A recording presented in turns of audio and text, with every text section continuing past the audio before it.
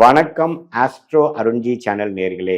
நான் உங்கள் அன்பான சயின்டிபிக் வேதிக் அஸ்ட்ராலஜர் அஸ்ட்ரோ அருண்ஜி பேசுகிறேன்.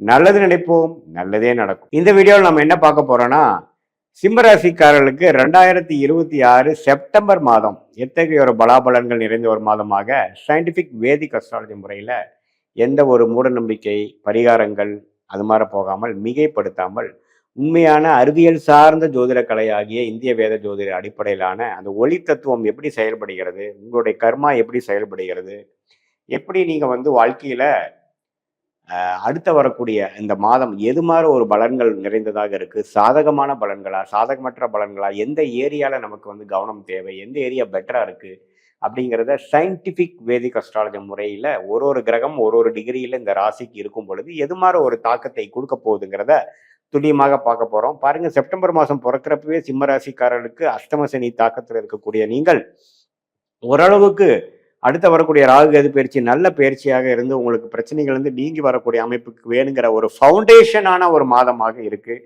ராஜயோகாதிபதி செவ்வாய் 11ஆம் இடத்துல இருக்கிறார். 2ஆம் இடத்துல பாத்தீங்கன்னா உங்களுக்கு சுக்கிரன் இருந்து 3ஆம் இடத்துக்கு மாறுகிறார். அதே சமயத்துல புதனே 2ஆம் இடத்துக்கு வராருங்கிறப்ப பண விஷயத்துல, வாக்கு விஷயத்துல, வாக்கு பலித்தம் விஷயத்துல எல்லாம் கொஞ்சம் நல்லா பாசிட்டிவான அமைப்புகள் இருக்கு.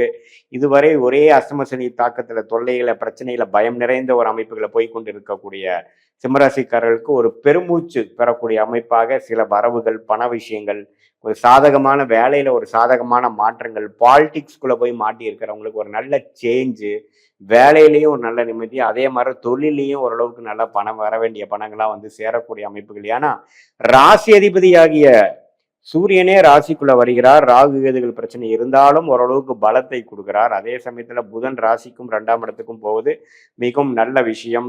தைரிய வீரிய ஸ்தானத்துக்கு சுக்கிரன் போகிறதுனால நல்ல முயற்சிகள், நல்ல திருவினையாக்கக்கூடிய ஒரு அற்புதமான ஒரு விஷயங்கள்லாம் கொடுக்குது. ஸோ இந்த குரு 12ஆம் இடத்துல பல பயணங்கள், பல அலைச்சல்கள், வெளிநாடு, வெளிமாநிலம், இம்போர்ட் எக்ஸ்போர்ட், இந்த இடத்த விட்டு இந்த இடம் மாற்றங்கள், இது மாதிரி பல விஷயங்களை கொடுத்து கொண்டு இருக்கக்கூடிய குரு இந்த மாதம் என்ன பண்றாருன்னா ஓரளவுக்கு நிலைத்த தன்மையை கொடுக்கக்கூடிய அந்த ராஜயோகாதிபதி 11ஆம் இடத்துல இருந்து நமக்கு வரவேண்டிய லாபங்கள், நாம் இதுவரை செய்த நம்மளுடைய எஃபோர்ட்டுக்கு கொஞ்சம் ரெகக்னிஷன் கிடைக்கிற மாதிரி, சில பெனிஃபிட்ஸ் கிடைக்குமாற ஒரு அமைப்புலாம் வேலையில் இருக்கிறவங்களுக்கு, தொழில் இருக்கிறவங்களுக்குலாம் நல்லா கிடைக்குது. அதே மாதிரி சீனியர் சிட்டிசன்ஸ்க்கு கொஞ்சம் வாழ்க்கையில் செட்டிலான விஷயங்கள், குழந்தை குட்டிகள், நம்மளுடைய ஃபேமிலியெல்லாம் ஓரளவுக்கு நம்மளால ஒரு பெனிஃபிட் அடைகிறாங்க. அவங்க மூலமாகவும் நமக்கு ஒரு சில மன மகிழ்ச்சி வருதுங்கிற மாதிரி ஒரு மனம் சாட்டிஸ்ஃபேக்ஷன் ஆகக்கூடிய ஒரு மாதமாக செப்டம்பர் 2026 இருக்கு. அதே மாதிரி இல்லத்தரசிகளுக்கு பார்த்தீங்கன்னா நல்லாவே பேச்சப் ஆகிறது. வாழ்க்கையில் கொஞ்சம் இது வரைக்கும் கொஞ்சம் பிரச்சனையாக டைம் அதிகமாக ஸ்பெண்ட் பண்ண முடியல, நம்மளுடைய ஃபேமிலிக்குள்ள, ஸ்பௌசஸ்குள்ள ஒரு அன்னோனியம் இல்லைங்கிறவங்களுக்கு கொஞ்சம் ஓரளவுக்கு ப்ரைவேட் டைம் ஸ்பெண்ட் பண்ணக்கூடிய அமைப்புகள், ஒரு மன நிம்மதியையும் அந்த பழைய கெமிஸ்ட்ரியும் உருவாக்கக்கூடிய அமைப்புகள்லாம் கொஞ்சம் கொடுக்கக்கூடிய அமைப்புகள் இருக்கு. மாணவர்கள் அஷ்டம சனியிலேயே பாதி தான் படிக்கிறாங்க, ஃபோக்கஸ் பண்ண முடியாமல் இருக்கு. அவங்க ஒரு 90 மார்க் வாங்கக்கூடியவர்கள் 70 மார்க் தான் வாங்கக்கூடிய அமைப்புகள்ல மனம் அவ்வளவுதான் விடுது. ஏன்னா அஷ்டம சனி மனசை முழுசா ஈடுபடுத்த விடாமல் பயங்கர கான்சென்ட்ரேஷன் இஷ்யூஸ் போயிட்டு இருக்கு. பட் இந்த மாதம் கொஞ்சம் பெனிஃபிட்ஸ் நாம பார்க்கக்கூடிய அமைப்புகள் கண்டிப்பாக இருக்கு. அரசு சார்ந்த விஷயத்துல இருக்கிறவங்க, அரசியல்வாதிகள், அரசு உத்தியோகத்தில் இருக்கிறவங்களுக்கு சில பெனிஃபிட்ஸ் வரக்கூடிய அமைப்புகள் இருக்கு.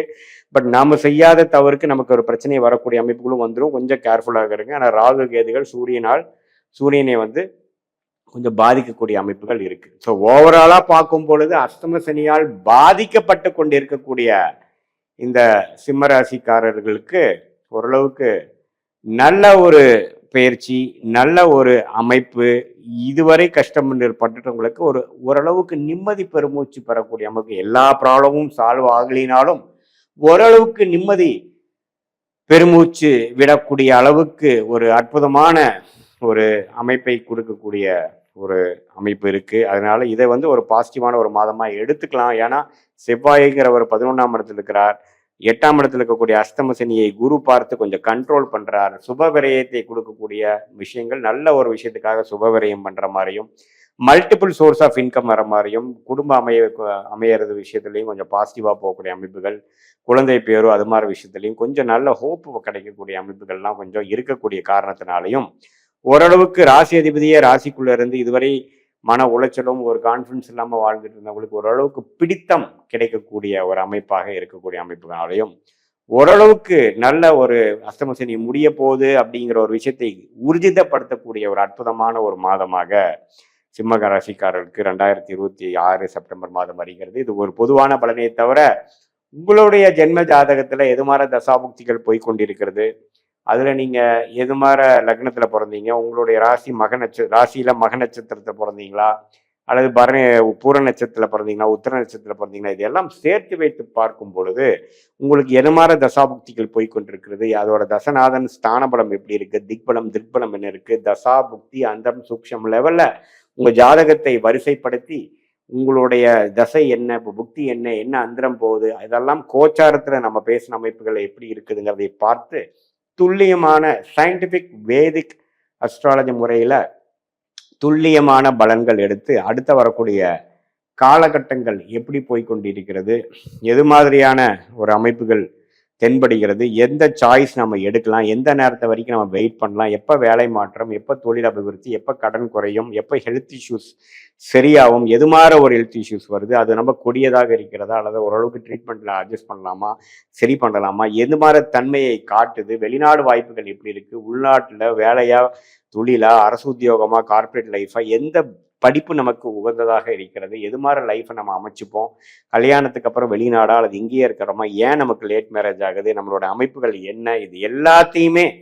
ஓரளவுக்கு கிரகத்தின் அமைப்பு மூலமாக இந்த பாவ கிரகம் சுப கிரகம் அதோட தாக்கங்கள் இந்த ஒளி தத்துவம் மூலமாக நம்மளுடைய கர்மாவை கடவுள் நமக்கு எப்படி கொடுத்துருக்கிறாருங்கிற பார்க்கக்கூடிய ஒரு ப்ளூ பிரிண்டாக அஸ்ட்ராலஜியை நம்ம எடுத்துட்டு அதுல வரக்கூடிய அப்ஸ் அண்ட் டவுன்ஸ் என்ன, அதுக்கு தகுந்த மாதிரி விஷயங்கள் நம்ம என்னென்னு தெரிந்து கொண்டேன்னா அதுக்கு தகுந்த மாதிரி வாழ்க்கைக்கு வேணுங்கிற எல்லா விஷயத்தையும் நம்ம ஒன்றுக்கு ஒன்றாக நம்ம ஒன்று நம்ம ரெடி பண்ணி அது பிரகாரம் நம்ம வாழ்க்கையில தேவையற்ற பண விரயங்கள், தேவையற்ற சமய விரயங்கள் இது எல்லாமே தவிர்த்து நம்மளுடைய கர்மா என்ன காமிக்குது, நம்மளுடைய உண்மையான யோகமான வேலை என்ன, யோகமான தொழில் என்ன, யோகமான துறை என்ன, என்ன கிரகம் நல்லா இருக்கு, எந்த கிரகத்துக்கு ஸ்தான பலம் திருப்பலம் அதிகமாக இருக்கு, அந்த கிரகத்தின் காரத்துவம் என்ன, அது மெடிக்கல் ரிலேட்டடாக கொடுக்குதா, ரியல் எஸ்டேட் கொடுக்குதா, வேற மாதிரி ஐடி சாஃப்ட்வேர் கொடுக்குதா, அக்கௌண்ட்ஸ் மாதிரி கொடுக்குதா, அல்லது இம்போர்ட் எக்ஸ்போர்ட் மாதிரி கொடுக்குதா, அல்லது கல் மண் மெட்டல்ஸ் மாதிரி கொடுக்குதா, அக்ரிகல்ச்சர் ரிலேட்டடாக கொடுக்குதா, இது மாதிரி பல துறைகள்ல என்ன மாதிரி துறைகள் சார்ந்த அந்த கலவையில நம்ம செய்யும் பொழுது